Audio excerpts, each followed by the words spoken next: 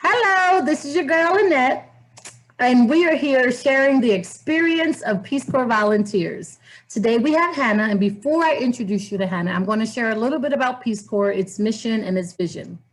So, the Peace Corps is a service opportunity for motivated change makers to immerse themselves in a community abroad, working side by side with host country nationals to tackle the most pressing and challenging efforts of our generation. The Peace Corps mission is to promote world peace and friendship by fulfilling three goals. One, to help promote people of interested countries in meeting their need for trained men and women. Two, to help promote a better understanding of Americans on the part of the people served. And three, which is what this series is all about, to help promote a better understanding of other people on the part of Americans. And today we have Hannah, who is going to share with us her service. Hi, Hannah. Hi, Annette. Thank you for having me.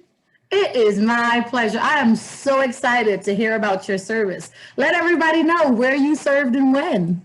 Okay, so I served in Morocco from 2009 to 2011.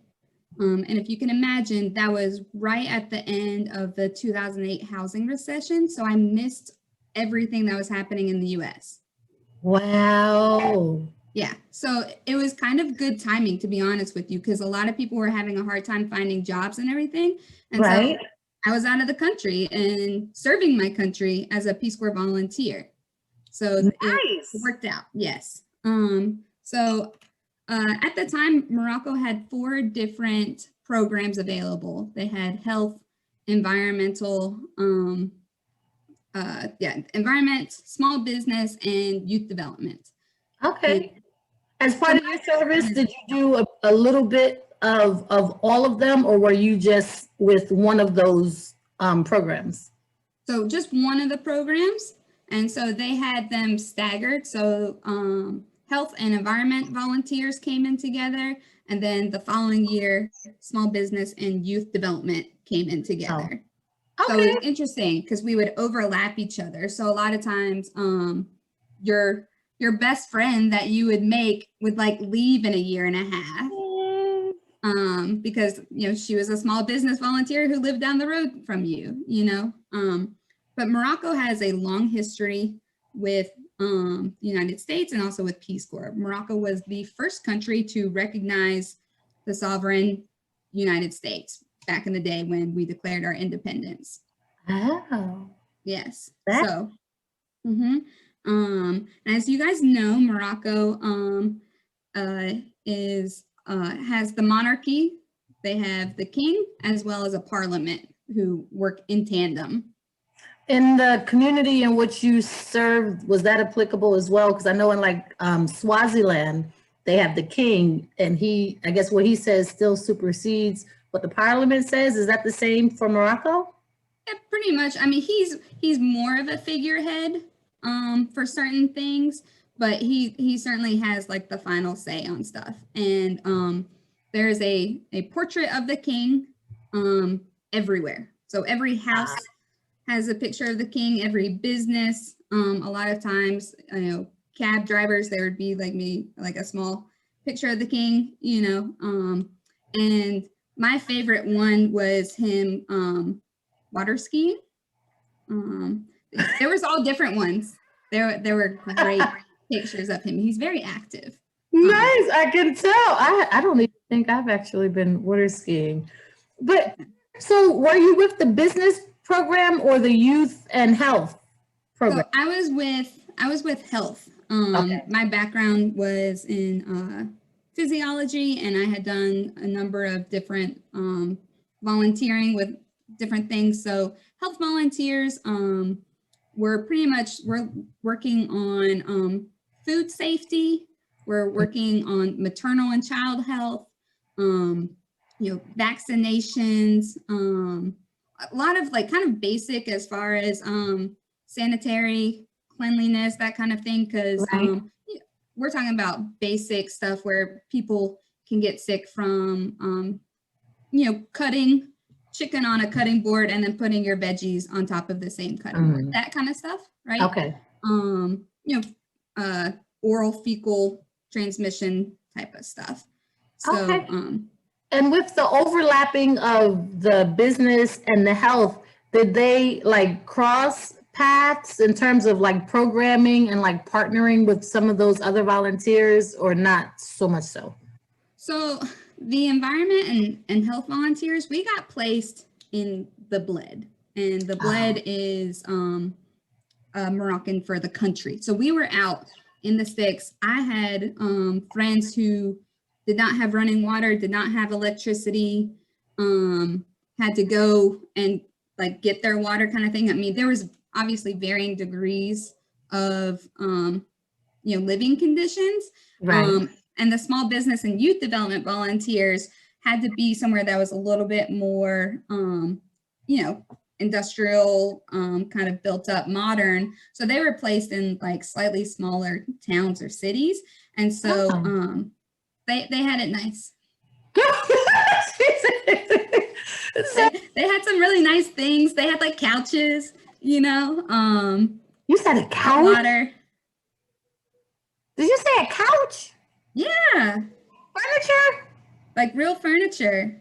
Oh, so I'm Yeah. making a note that the next time I serve, I should check into Morocco. Yo, so we joke about Posh Corps, right? You have Peace Corps, you have Posh Corps. They had Posh Corps, but it was great to go visit them. You needed a break, Yeah, so you had hot water for the weekend? Yeah. Oh, So the hostel was the closest I got to, or the backpack places were the closest I got to like a nice hot shower, which was yeah, beautiful. so nice, right? So the area that I lived in, I would argue, was one of the most beautiful places in the country. And trust me, I think we could probably get in some pretty heated arguments, because Morocco as a country is gorgeous. It's a beautiful country. It's varied as far as climates and temperatures, and there's areas that have monkeys. There's actually a ski resort in Morocco. We've got the Sahara Desert. There's the ocean. Wow. So authentically, like you have all four seasons in Morocco? Oh yeah.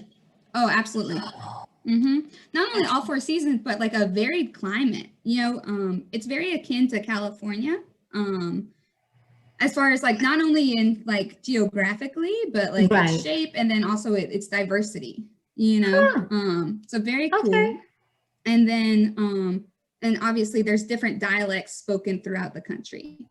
Okay. And So, which one did you learn the dialect or the language? And what is that in Morocco?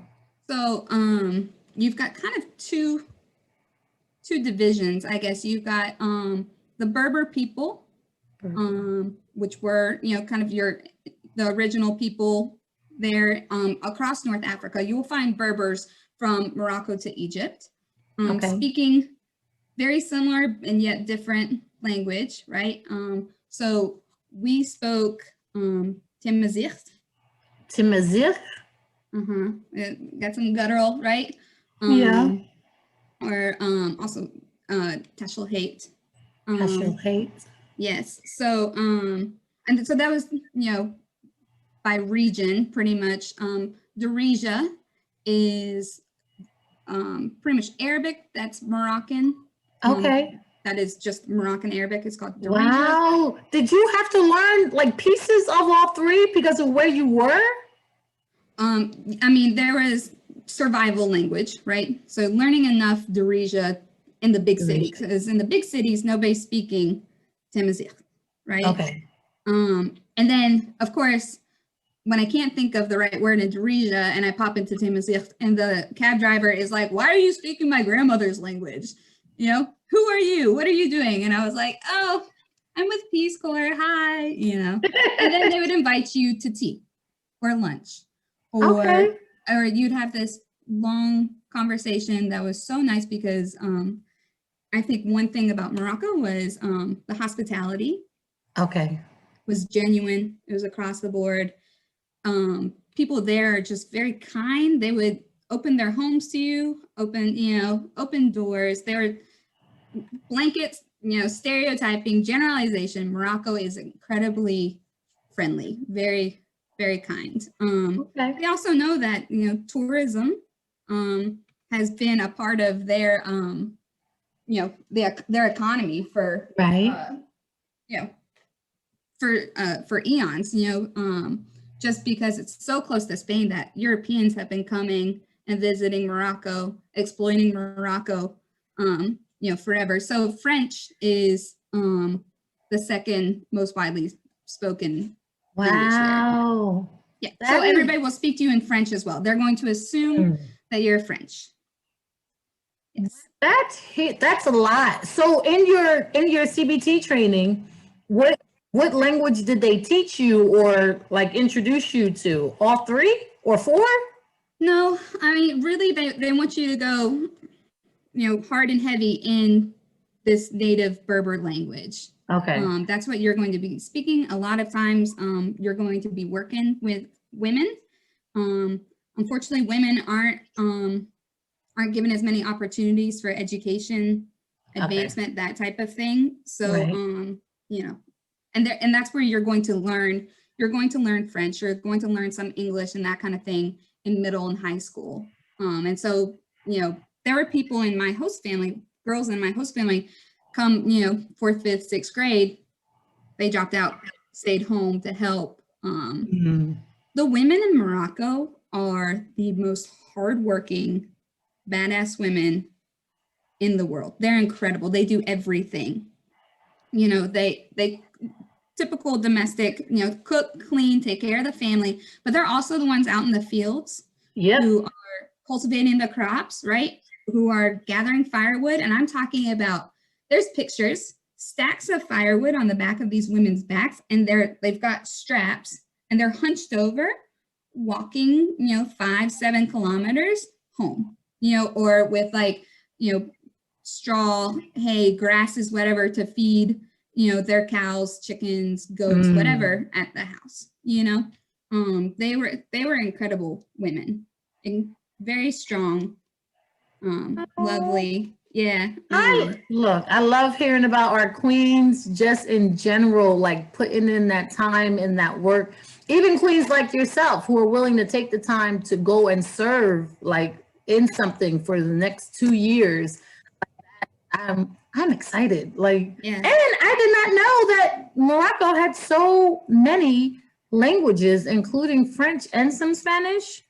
Yes, Spanish is definitely spoken more towards the northern part of the country. And then you've got the Sahara area. I mean, talk about different cultures and traditions and everything.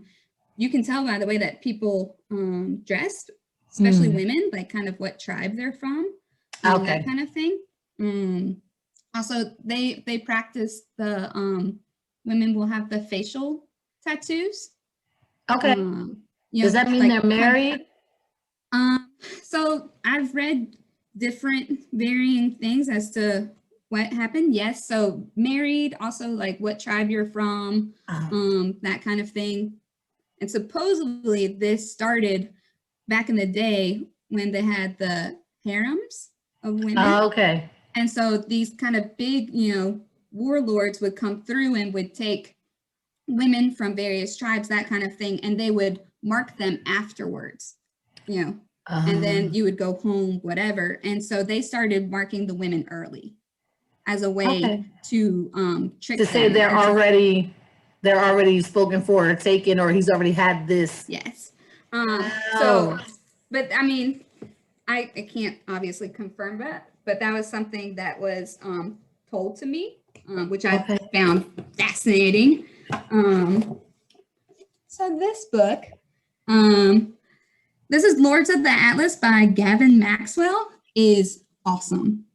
Okay. So this gives you a detailed history of kind of the colonization by the French, how the Berbers were fierce fighters. They also practiced democracy. Women were sat at the heads of the table. They were treated back in the day. They were seen as equal as men within the elders, and then things kind of started to change when more of Islam was kind of pushed across, and then it was more of like, let's protect the women and kind of keep them safe, and women have this area, men are going to be seen over here kind of thing.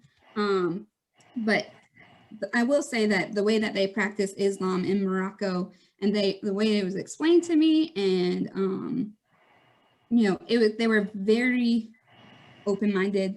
They were very welcoming, and like, you know, it wasn't pushed upon me, or like, you know, they were just like, hey, like, what do you believe?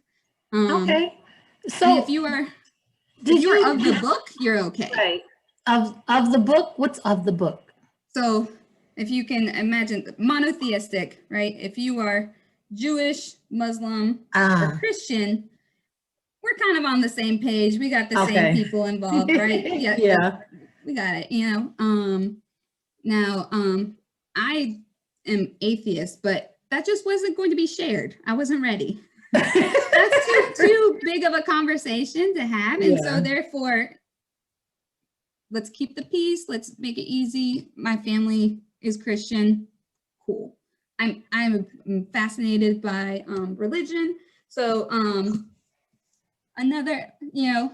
Did you get that from your service? No, this was actually given to me post-service. Because there is a great mosque here in my hometown, and so I had reached out to them because I was still fasting for Ramadan, and I just wanted, and so they're amazing, and so this translation is very good, very cool. I will say you must treat this book nicely. You must keep it clean and in a neat and in a safe space. Yes. Yeah. So were you with the host family, or did you have your own housing? So kind of both. So I had a host family that I stayed with, and then the previous volunteer, the neighbors had actually kind of walled in a space of their kind of compound, and so she had like 2 rooms, a bathroom, and like a kitchenette kind of thing. It was all mud walls, you know, with the straw and like kind of a bamboo type of ceiling kind of thing. And so that was fine, you know, that worked out well. But because what I ended up doing being out in the field, like out in the mountains a lot more. I didn't spend a ton of time home. Okay. I ended up kind of getting together with a couple of local guides, trekking guides, because I was very fascinated with nomadic people, because I had heard about like what was described to me as potentially measles, maybe, or some kind of where because they weren't getting vaccinated, there would be an outbreak of something, and so, you know, potentially some kids would die, you know, and they would just talk about it. And so I was like, okay, how can I help? So you were so part of your service, you had a house with your family, but you kind of partnered with the volunteer with her living situation, but you were yourself kind of nomadic in your work? Well, so the previous volunteer was the one who had set up the housing situation, just because our town was tiny. There was no like rooms available kind of thing. And so they had kind of created something for her. And so she had left, and I had taken her spot. Okay. Yeah. And just like with any other volunteer, they will constantly be compared to the previous volunteer. You will always have to kind of create your own identity and just be patient with, you know, what was created before you. And it's a part of your service. Yes. So, but no, so I ended up getting together with a local, he was actually a teacher. And so he had set up schools like in the mountains for nomadic children. And so I would go out with him, and I would try to get the nomads families like information and kind of ideas of when and where they would be different times of the year, so that we could get a nurse out to vaccinate the kids. Okay. So I collected all this information, you know, names, obviously not addresses, but kind of times of year of where they would be, the closest town that they would Right. be in, kind of thing. This great information, went to the Ministry of Health and was like, here, this is it. Here, we can do some great work, this and that, right? And they were like, cool, good job. And then I followed up with the volunteers after my service, and they were just like, so the guy that like you talked with and was enthused about this, he's gone. There's a new guy, right? There's a new guy. He doesn't really get it. He doesn't care. And unfortunately, I think that's a lot of times what happens with our service is during the time, it's great.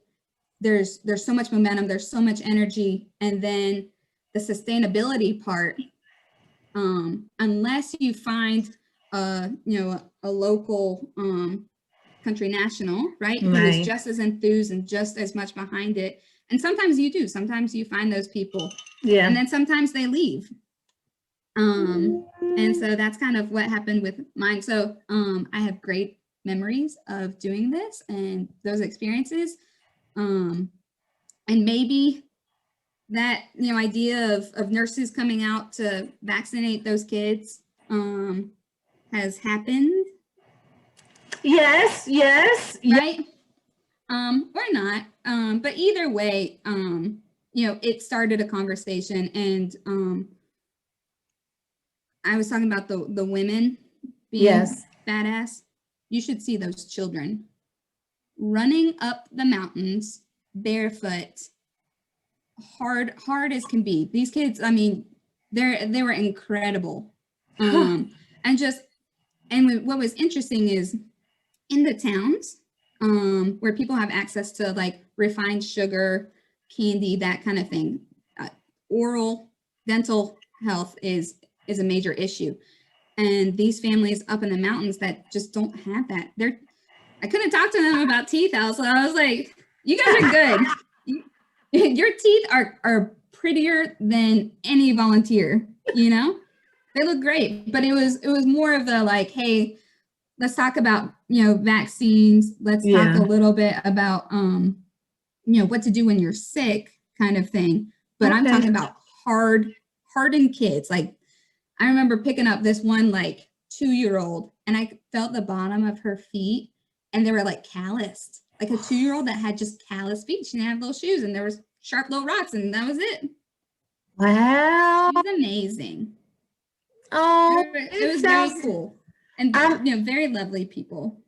I'm loving that your service sounded very personable. Like there are some people who go and they're so stuck in their program that they don't get a chance to actually meet the people. And maybe you were a health volunteer, you had to like meet the people and got a chance to get like an up close look at the health and the wellness of the women and the children that you work with. Like that is awesome. If you met someone who was interested in serving, what are some tips that you would give them or impart to them?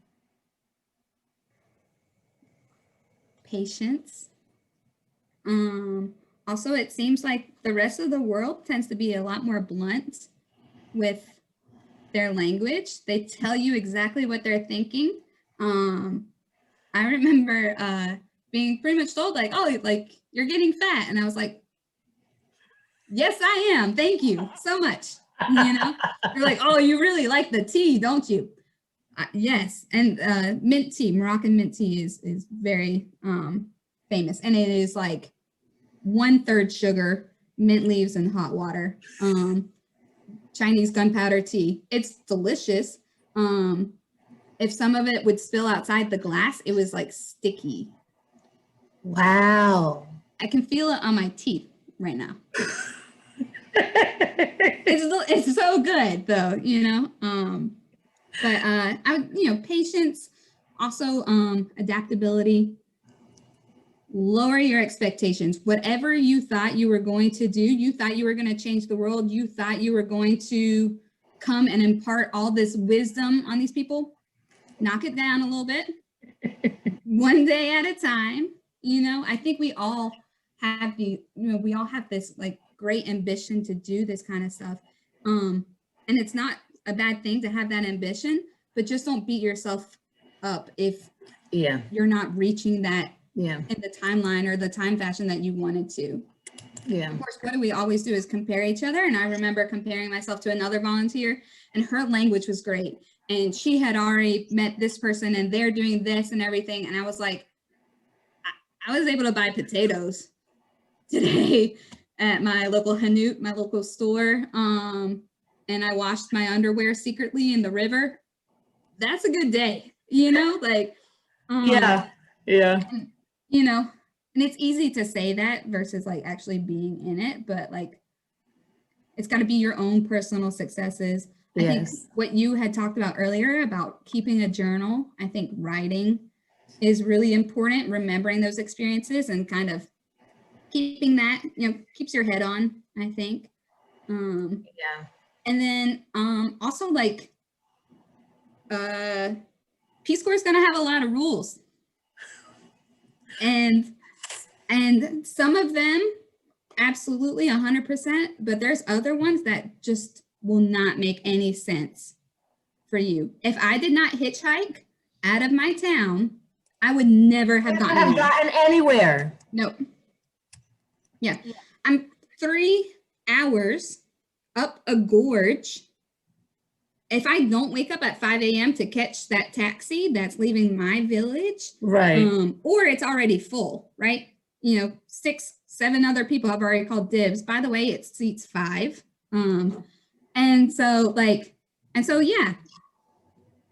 Thumb, wave. And like, and in most other countries, it's like, it is not a big deal. And also like, if you have a seat to spare, like shame on you for not like giving somebody a ride, right? Like I'm wasting gas otherwise, So there's like little stuff like that. Also like the not traveling after dark. That was a thing? That was a thing. If you're hitchhiking, a lot of times if you don't get a ride until after something's finished, you oh yeah. So I had nights where I was sitting out for a long time. Yeah.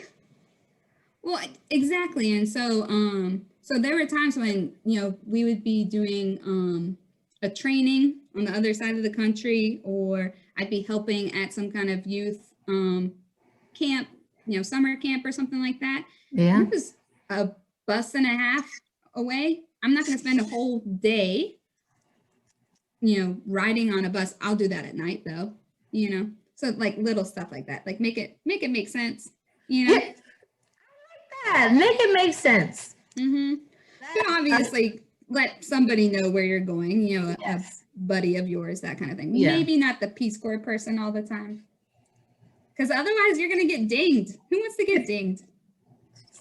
So, that everything Hannah just shared is so true.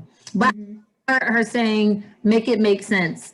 But I do realize now, like after service, I'm sure some of those things were in place because of volunteers who did craziness during, and in hopes of curbing that craziness, that Peace Corps has come up with some rules in some countries to make sure that volunteers make it home safely after their 2 years. Right. So, but I agree. There were some rules that was like, how? Well, if this and it's kind of like use common sense, right? Mindful of the culture, of where you are, like all of those things are very important when you are serving. But we encourage you to check it out. If you are interested, Peace Corps has a website, peacecorps.gov. Feel free to go and peruse, check it out. Hannah and myself are here if you're interested in hearing more about Morocco or more about our service. Typically, we are more than happy to share with you, from leading health campaigns to boosting local entrepreneurship to teaching digital literacy and health. Peace Corps offers a range of opportunities to make a difference. If you're interested, go to the website and find a recruiter, or holler at a volunteer and they'll introduce you to a recruiter. Either way, check it out. Hannah, thank you so much for joining me. Hey, I really appreciate it. Have a great evening. Thank you. You do the same. Bye.